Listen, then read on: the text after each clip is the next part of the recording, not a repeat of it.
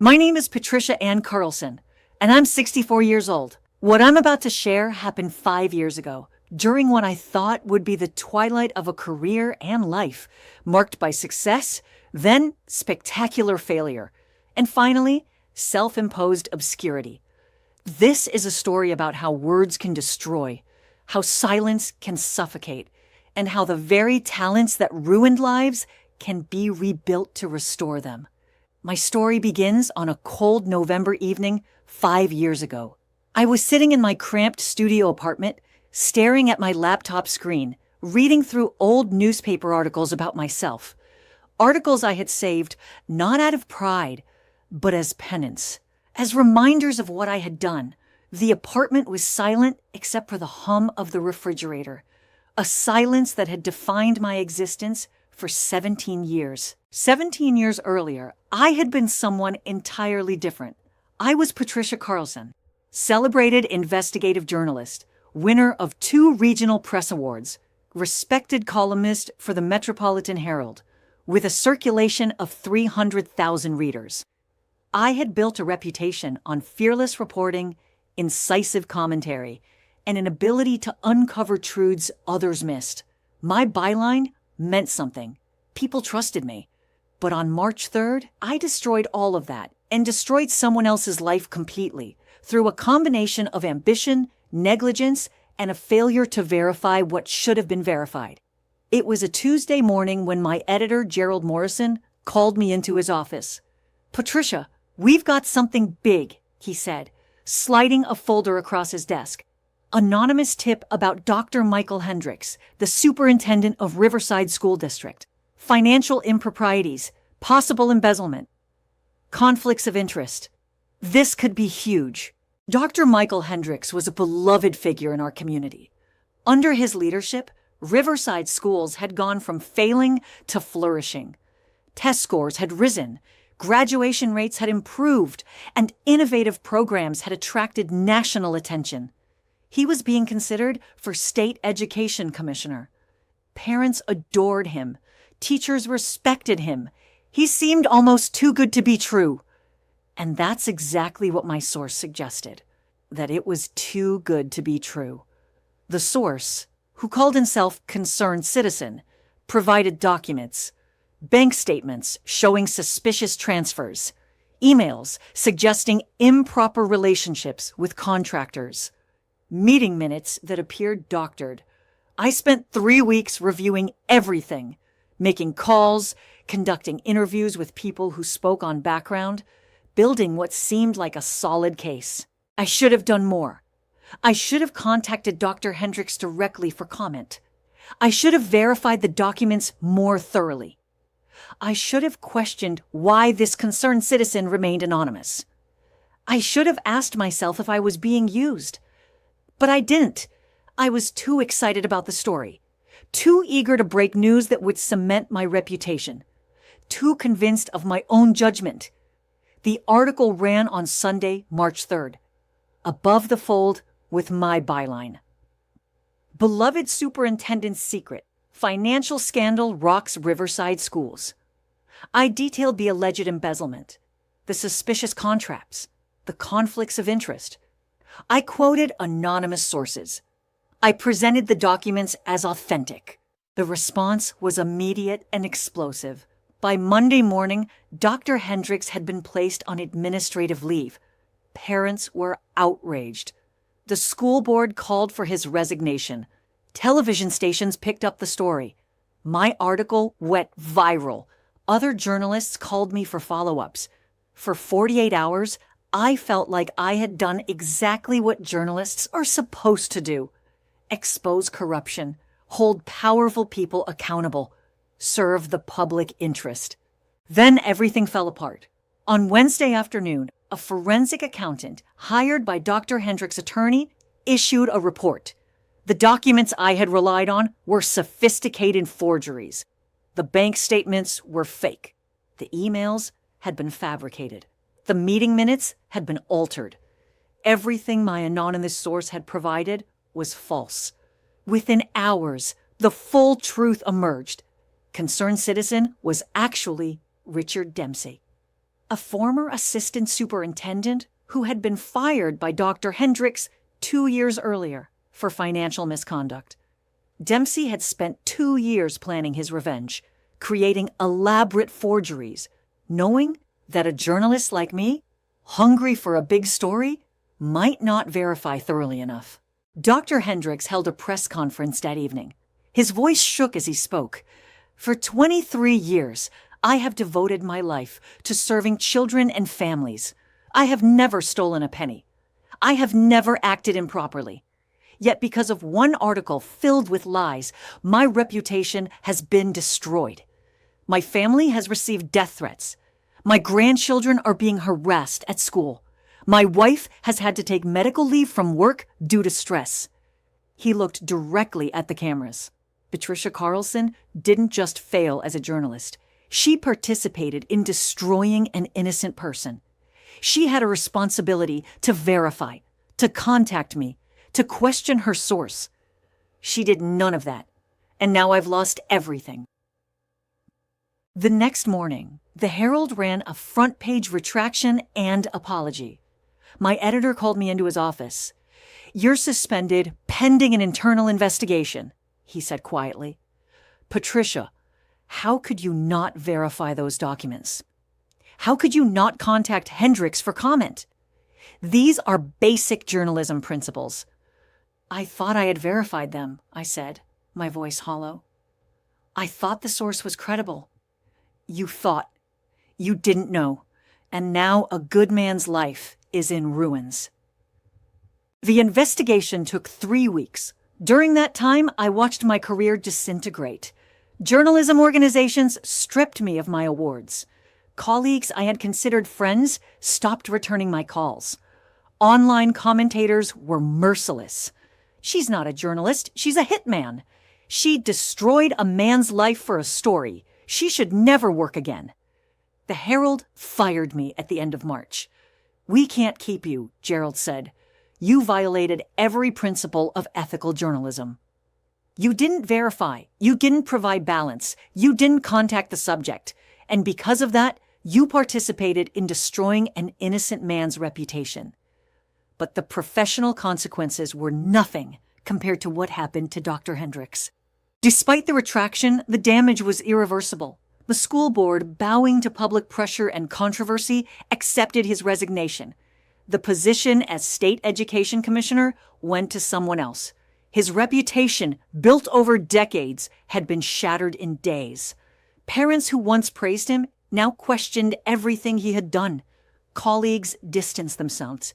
6 months after my article ran, I learned that Dr. Hendricks had been hospitalized with a heart attack, which his doctors attributed to stress. His wife filed for divorce a year later, unable to cope with the aftermath. His adult daughter stopped speaking to him, embarrassed by the scandal even after learning the truth. I tried to apologize. I wrote letters that went unanswered. I attempted to visit, but his attorney sent cease and desist notices. I wrote follow-up articles trying to clear his name, but other outlets wouldn't publish them. "You have no credibility," one editor told me bluntly. For 17 years, I lived in self-imposed exile. I moved from my comfortable townhouse to a small apartment in a different part of the city.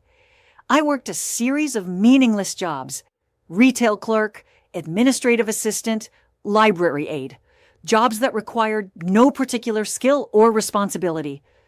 Friends who reached out were met with silence. I didn't deserve their friendship. The guilt was constant and all-consuming. I would wake at 3 a.m., replaying every decision I had made. Why didn't I verify more thoroughly?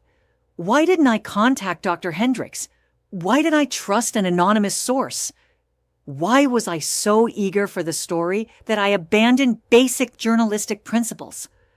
I thought about suicide regularly, not dramatically, but as a logical conclusion to an unbearable existence. I had destroyed an innocent man's life through my negligence and arrogance. What purpose did my continued existence serve? Yet some stubborn part of me resisted. Ending my life felt like another act of cowardice, another escape from responsibility. That cold November evening 5 years ago, instead of closing my laptop and returning to the numb fog that had become my life, I did something different. I searched for how to make amends after causing harm through writing. One result caught my attention: the Center for Media Accountability and Restoration, a nonprofit helping journalists who had made serious mistakes find constructive ways to process their guilt and contribute to better journalism practices. Mistakes in journalism don't just damage reputations, the website explained. They erode public trust in vital institutions. But journalists who have failed can become powerful advocates for ethical practices. Your mistakes can teach others what not to do. Your pain can prevent similar harm. I read testimonials from journalists who had plagiarized, fabricated sources, published inaccurate information, journalists who had lived with crushing guilt but found ways to channel their pain into education, advocacy, and reform. One testimonial resonated deeply. I destroyed someone's reputation through lazy journalism. I will carry that shame forever. But I realized I could carry it while contributing nothing, or carry it while teaching others to be better than I was. Either way, the shame remains. But only one option does any good. By dawn, I had made a decision. I couldn't undo what I had done to Dr. Hendricks or restore his career. But maybe I could help prevent other journalists from making my mistakes. Maybe I could help rebuild trust in journalism. Maybe I could ensure fewer people experienced what Dr. Hendricks had endured. I called the Center for Media Accountability and Restoration and was connected to their journalism ethics program, coordinated by Thomas Brennan, a former editor who had published a fabricated story 15 years earlier. 2 weeks later, I attended my first meeting. 12 people were present. Journalists who had plagiarized, fabricated, published inaccurate information, violated ethics, and people like me who had destroyed innocent lives through negligent reporting. When my turn came to share, I forced myself to speak the full truth. My name is Patricia. 17 years ago, I published a front-page article accusing a beloved school superintendent of embezzlement based on forged documents from an anonymous source. I never verified the documents properly. I never contacted him for comment. I destroyed an innocent man's career and life. He lost his job, his health, his marriage, his relationship with his daughter. I haven't forgiven myself. I'm here because I don't know how to live with what I did. But I can't keep living the way I've been living either. Thomas responded gently. Thank you for your honesty, Patricia. Everything you're feeling, everyone in this room has felt those things. But we've learned that those feelings don't have to define our entire existence. We can carry our guilt while also doing work that makes journalism better, that prevents other reporters from making our mistakes. I started volunteering with basic tasks, organizing materials, scheduling speakers, managing databases. Thomas paired me with Ellen Rodriguez, a former television journalist who had aired an inaccurate investigative report that bankrupted a small business.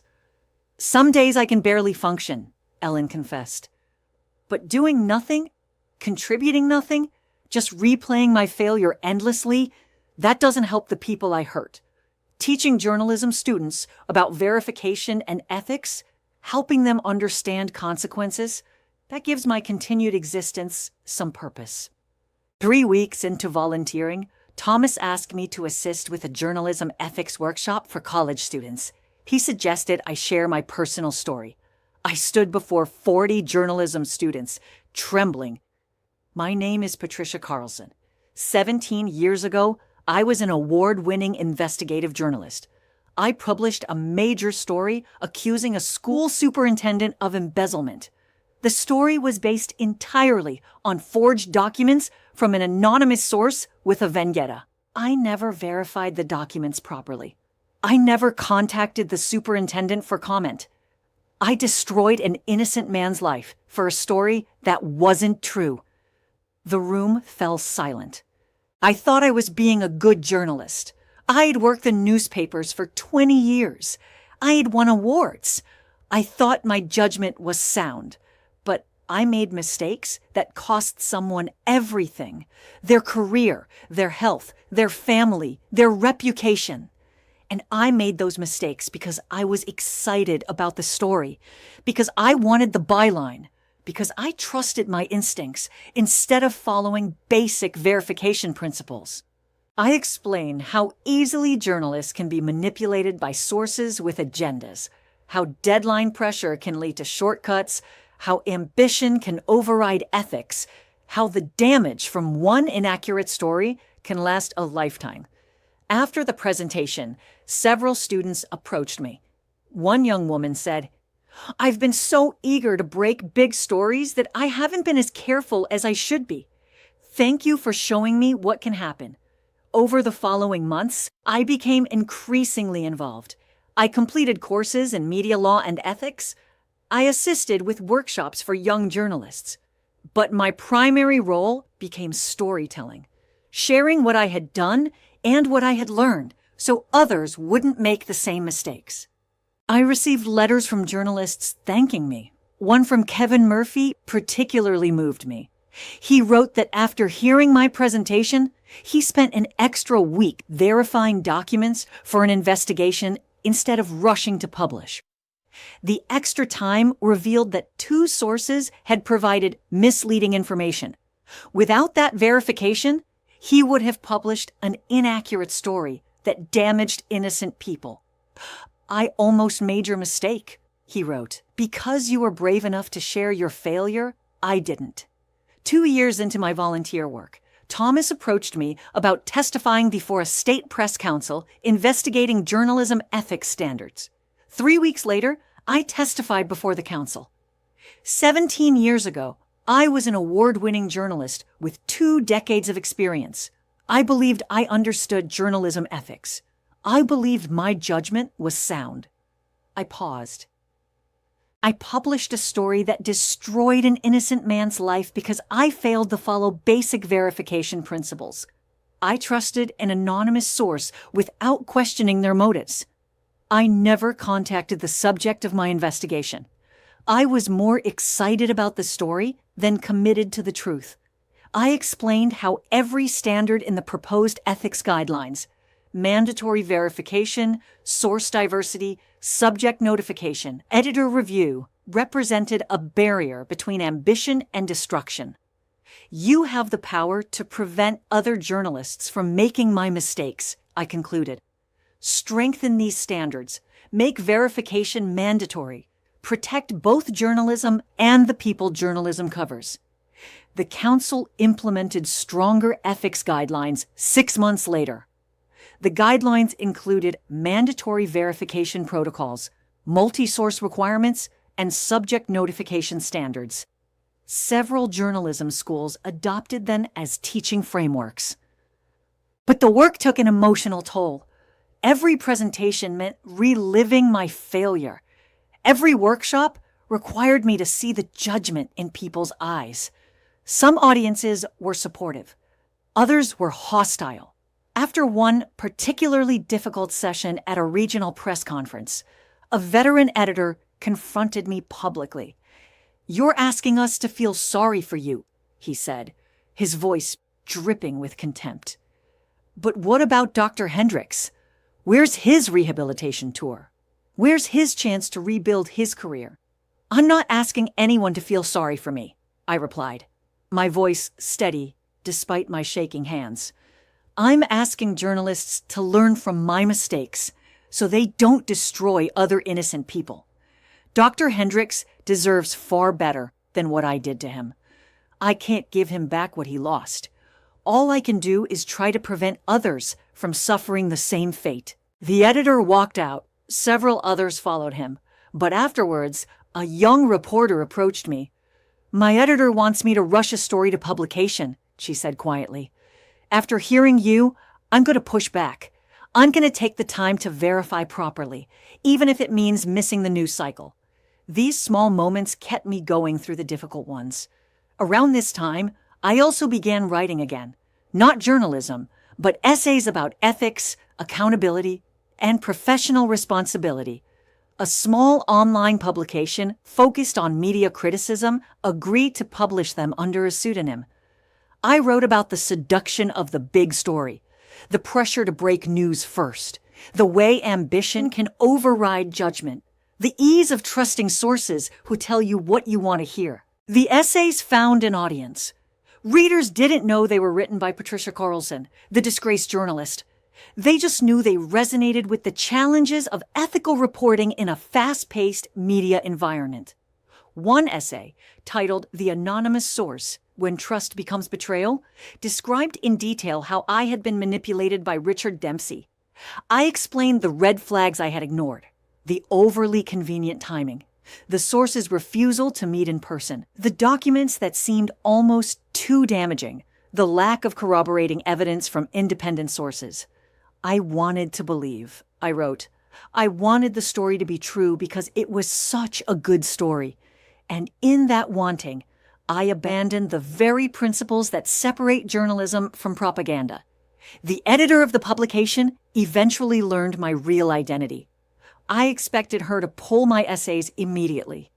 Instead, she called me. "I want to reveal who you are," she said. "I think it would make these essays even more powerful. People need to know they're written by someone who actually made these mistakes, not by someone theorizing about them." I hesitated. People will say I'm profiting from my failure, that I'm trying to rehabilitate my reputation. Maybe some will, she agreed. But others will listen more carefully because they know you're speaking from experience. You're not preaching from a position of moral superiority. You're sharing what you learned from falling. We revealed my identity with the next essay. The response was explosive and divided. Some readers praised my honesty. Others accused me of attempting to rebuild my career on the ruins of Dr. Hendricks' life. The comment sections became battlegrounds. But something unexpected happened. More people started reaching out. Journalists who had made mistakes, who carried guilt, who wanted to talk to someone who understood. My email inbox filled with confessions. I almost published something I hadn't verified. I let my editor pressure me into cutting corners. I trusted a source I shouldn't have trusted. I responded to every message. I couldn't fix what I had done, but I could listen to others struggling with similar challenges.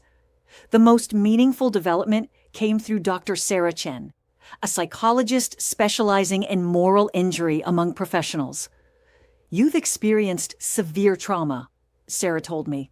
"Regardless of your culpability, the complete destruction of your career, 17 years of isolation. The knowledge that you destroyed someone's life, these experiences have traumatized you." She explained moral injury in professional contexts, the deep psychological wound from violating one's own professional values and causing serious harm. "Patricia, you spent 17 years punishing yourself. Has it helped Dr. Hendricks? Has it made you a better person? Has it improved journalism?" "No," I admitted. "What if healing allows you to carry your guilt without being destroyed by it? What if your experience could actually benefit others?" The breakthrough came when Sarah asked what I would tell another journalist who had made the same mistake. "Would you tell them they deserve to suffer forever?" "No," I said immediately. "I'd tell them they made a terrible mistake, but that they could use that mistake to teach others, to improve journalism practices, to prevent similar harm. So why don't those same principles apply to you?" The question broke something open. I cried harder than I had since my firing, grieving not just for Dr. Hendricks, but for myself, for 17 years in psychological prison.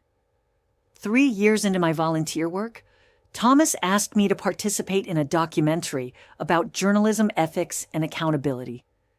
Director Marcus Washington interviewed me over several days, asking me to describe every decision I had made. The most difficult part was reviewing the original article I had written, seeing my byline, reading the confident assertions that were all false, remembering how proud I had felt when it published. "Tell me what you're feeling," Marcus said gently. I'm feeling like I was more concerned with my career than with truth. Like I participated in destroying someone's life for professional advancement. Like I violated every principle journalism stands for. I will always be the journalist who destroyed an innocent man. And yet you're still here. You're still doing this work. Why? Because the alternative is worse. If I gave up, what I did to Dr. Hendricks would mean nothing beyond destruction. But if my failure leads to changes that prevent similar harm, then maybe there's some small redemption in that. Not forgiveness, not absolution, but purpose. A reason to keep going. The documentary, titled Verification: The Cost of Getting It Wrong, premiered 18 months later. The response was overwhelming. Journalism schools across the country began using it in ethics courses. Young reporters reached out about verification practices. News organizations strengthened their fact-checking protocols. But along with positive response came judgment. Online commenters were brutal. She doesn't deserve redemption. She's still the journalist who destroyed a man's life. No amount of good work erases what she did. Thomas called me after a particularly vicious social media attack. People who have never made serious mistakes find it easy to judge. They need to believe they would never do what you did. The turning point came 8 months after the documentary's release. I received an email with the subject line, "From Michael Hendricks." My hands shook as I opened it. Patricia, someone sent me the documentary. I watched it. I'm writing to tell you several things. First, I will never fully forgive you for what you did. 17 years ago, you destroyed my career, damaged my health, contributed to the end of my marriage, and poisoned my relationship with my daughter. That hasn't changed, and likely never will. Second, I watched your testimony and your advocacy work. I saw how you've dedicated yourself to preventing other journalists from making your mistakes. I read about the ethics standards you helped implement. Third, your work doesn't erase what you did. It doesn't restore what I lost. But it does mean that I no longer wish you were suffering. For 17 years, I've carried rage alongside my grief for my lost career. Watching you take full responsibility, watching you do something constructive with your guilt, it's allowed me to let go of some of that rage. I started teaching part-time at a small college now. Just one class on education policy. It's not the career I had, but it's something. Recently, a journalism student interviewed me for a project. She mentioned that her professor uses your documentary in ethics training. She said it changed how she approaches verification. Your work matters, even if we can never be reconciled. Keep doing what you're doing. Keep teaching journalists to be better than you were. Keep preventing others from experiencing what I experienced, but don't contact me. This email is acknowledgement, not reconciliation. Michael Hendricks. It wasn't forgiveness. It wasn't restoration of what I had destroyed, but it was recognition that my work had meaning. I called Thomas the next morning. I want to expand the program. Dr. Hendricks' email made me realize this work isn't about earning forgiveness. It's about doing whatever I can to prevent other journalists from making my mistakes and to prevent other innocent people from being destroyed by negligent reporting. Over the next year, our program grew dramatically. I worked with Sarah to develop a specialized program for professionals living with moral injury. Doctors who had made medical errors, lawyers who had failed clients, accountants who had missed critical problems, anyone whose professional mistakes had caused serious harm. The first meeting of our professional moral injury support group included 10 people. We're not here to minimize what we've done, I told the group. We're here because we need to figure out how to live with what we've done, how to carry our guilt without being destroyed by it, how to use our failures to benefit others. One participant, Lisa Fortin, a surgeon whose patient had died due to a surgical error, described the group as the only place where people understand that I can be both genuinely remorseful and also need to keep living and working. 4 years into my advocacy work, I was invited to speak at a national journalism conference. As I stood backstage, I reflected on how completely my life had changed. 4 years earlier, I had been reading old articles about myself, convinced my life had no value beyond the harm I had caused. I walked onto the stage. 4 years ago, I was a woman who had spent 17 years punishing myself for destroying an innocent man's life through negligent journalism. I had no career, no relationships, no purpose. I was seriously considering suicide when I found information about accountability and restoration for professionals who had caused harm. I told them the full story and described the principles we had developed, acknowledging harm fully, accepting accountability without accepting worthlessness, channeling guilt into constructive action, allowing healing without demanding forgiveness. Accountability doesn't require self-destruction, I concluded. It requires honesty, genuine remorse, and commitment to preventing similar harm. Those of us who have caused serious harm through professional failures have a choice. We can let our guilt render us useless, or we can use our painful experience to benefit others.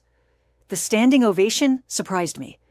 After my presentation, dozens of attendees approached me, journalists, editors, educators, many carrying their own guilt about mistakes and harm caused.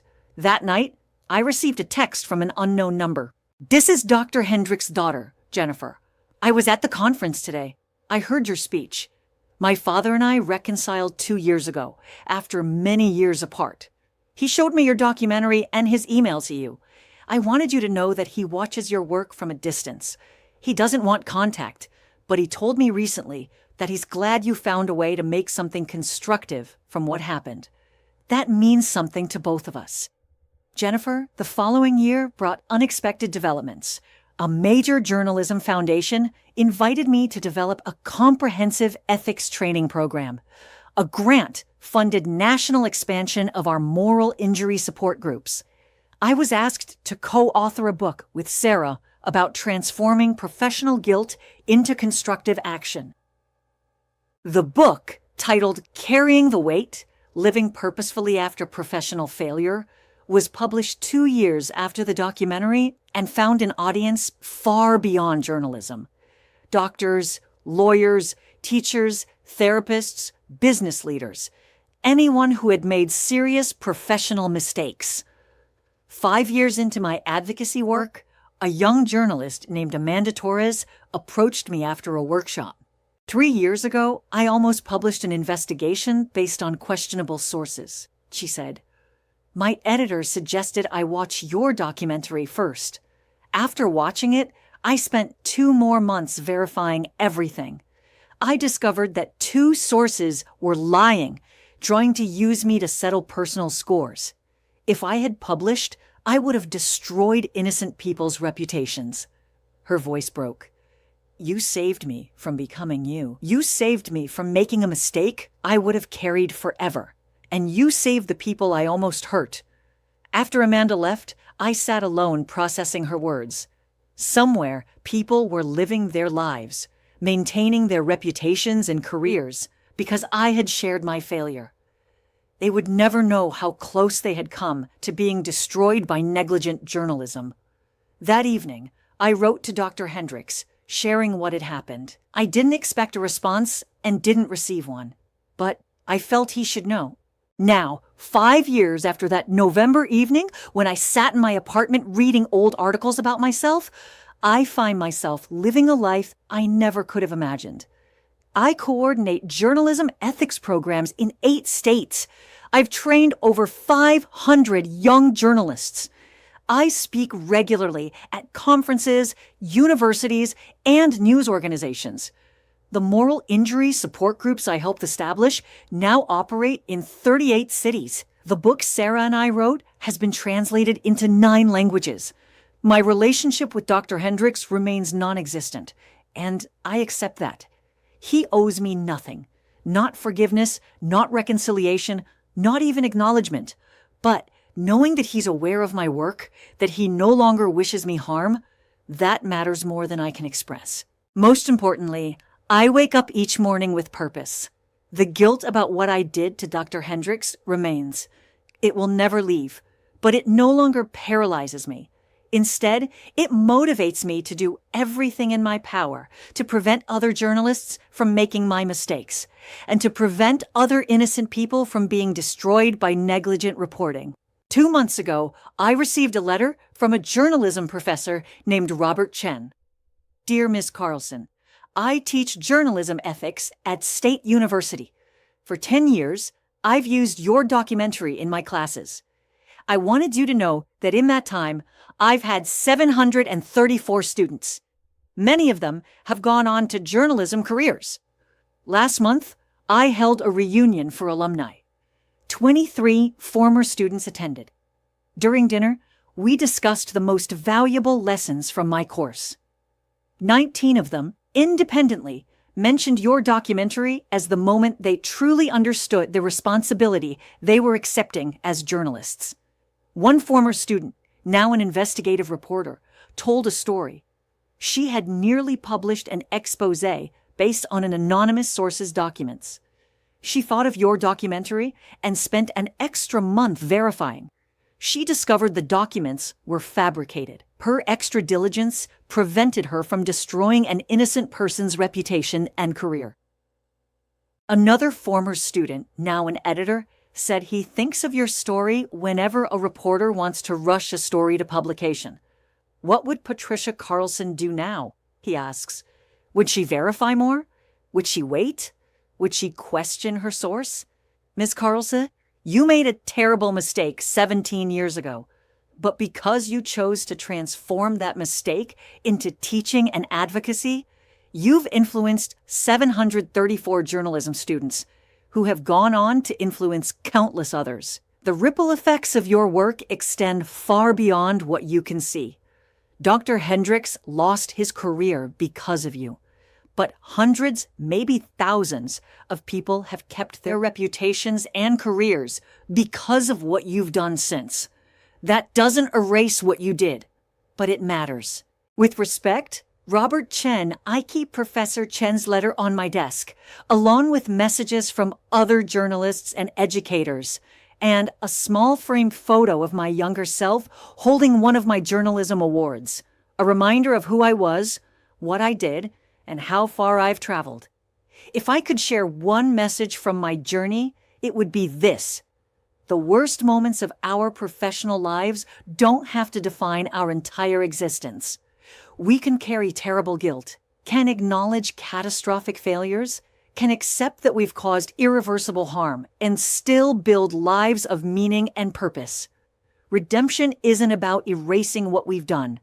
It's not about earning forgiveness or achieving some state where our failures no longer matter. Redemption is about doing what we can with the life and skills we have left, about using our painful experiences to benefit others, about ensuring our worst moments lead to something beyond pure destruction. You cannot undo the past. You cannot restore what was destroyed. You cannot earn absolution for the unforgivable.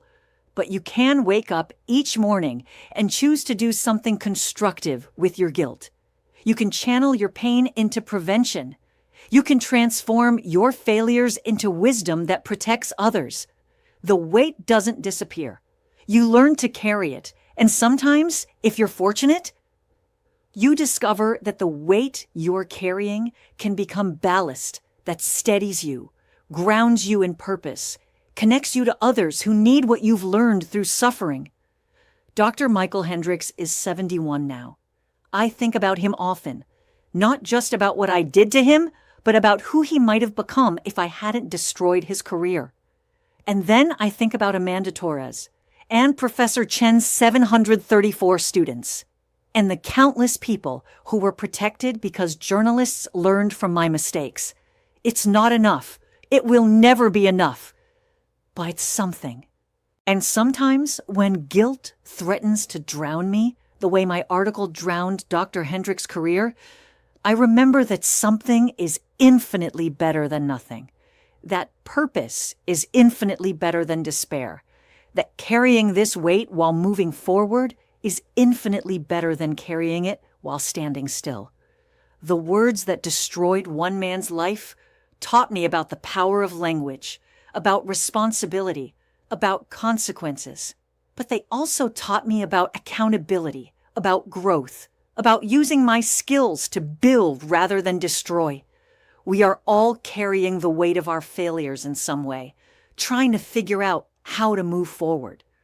My hope is that by sharing my story, by doing this work, by transforming my catastrophic failure into something that protects others, I can help others carry their weight too. Keep working, keep serving, keep transforming your worst moments into your most meaningful work. The weight you carry might become the foundation for protecting someone else from destruction. And remember, it's never too late to learn how to carry your guilt towards something resembling purpose, peace, and the radical possibility that lives shaped by failure can still contribute value and protection to the world.